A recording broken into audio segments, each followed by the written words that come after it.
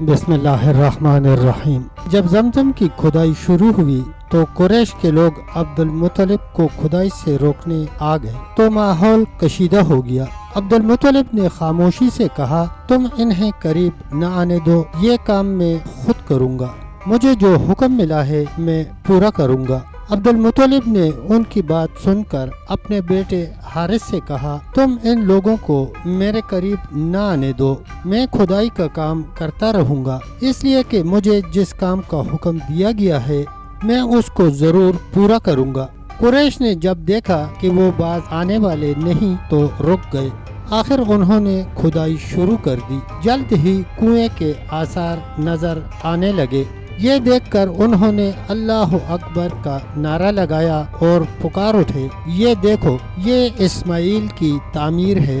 جب قریش نے یہ دیکھا کہ انہوں نے کنواں تلاش کر لیا تو ان کے پاس آ گئے اور کہنے لگے، عبد المطلب، اللہ کی قسم، یہ ہمارے باپ اسماعیل کا کنواں ہے اور اس پر ہمارا بھی حق ہے، اس لیے ہم اس میں تمہارے شریک ہوں گے۔ یہ سن کر عبد المطلب نے کہا، میں تمہیں اس میں شریک نہیں کر سکتا، یہ مجھے اکیلے کا کام ہے۔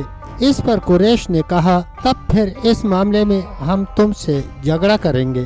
عبد المطلب بولے، کسی سے فیصلہ کروا لو۔ انہوں نے بنو سعد بن حزیم کی کاہنہ سے فیصلہ کرانا منظور کیا۔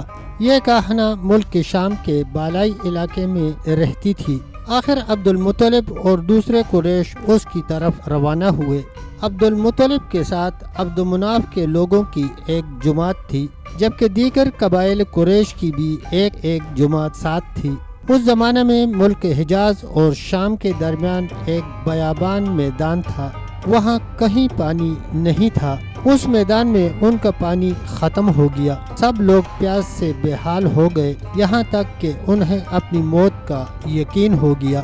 انہوں نے قریش کے دوسرے لوگوں سے پانی مانگا، لیکن انہوں نے پانی دینے سے انکار کر دیا۔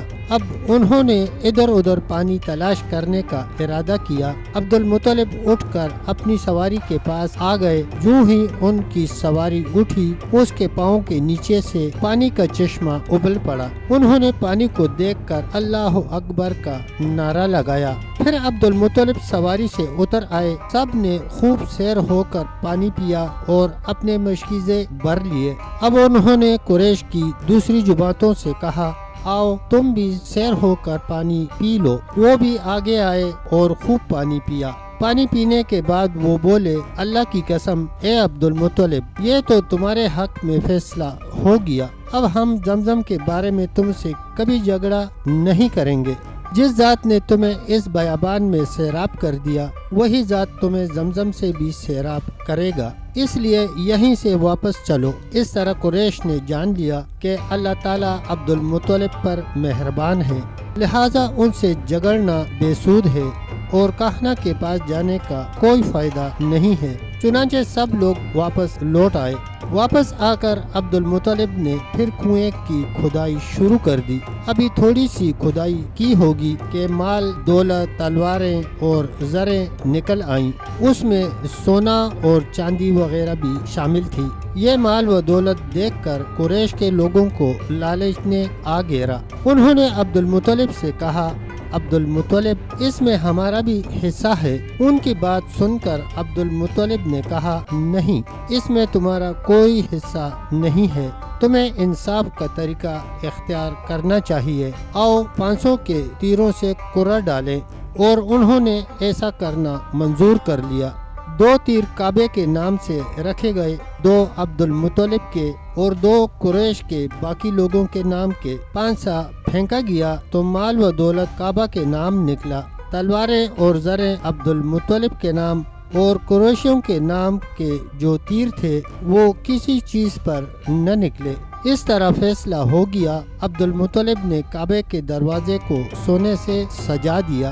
زمزم کی کھدائی سے پہلے عبد المطلب نے دعا مانگی تھی کہ اے اللہ، اس کی کھدائی کو مجھ پر آسان کر دے، میں اپنا ایک بیٹا تیرے راستے میں ذبح کروں گا۔ اب کہ کنواں نکل آیا تو انہیں خواب میں حکم دیا گیا کہ اپنی منت پوری کرو، یعنی ایک بیٹے کو ذبح کرو۔ پیارے دوستو، تب تک اتنا ہی، ملتے ہیں انشاءاللہ ویڈیو کے اگلے حصے کے ساتھ، تب تک کے لیے اللہ حافظ، اللہ نگہبان۔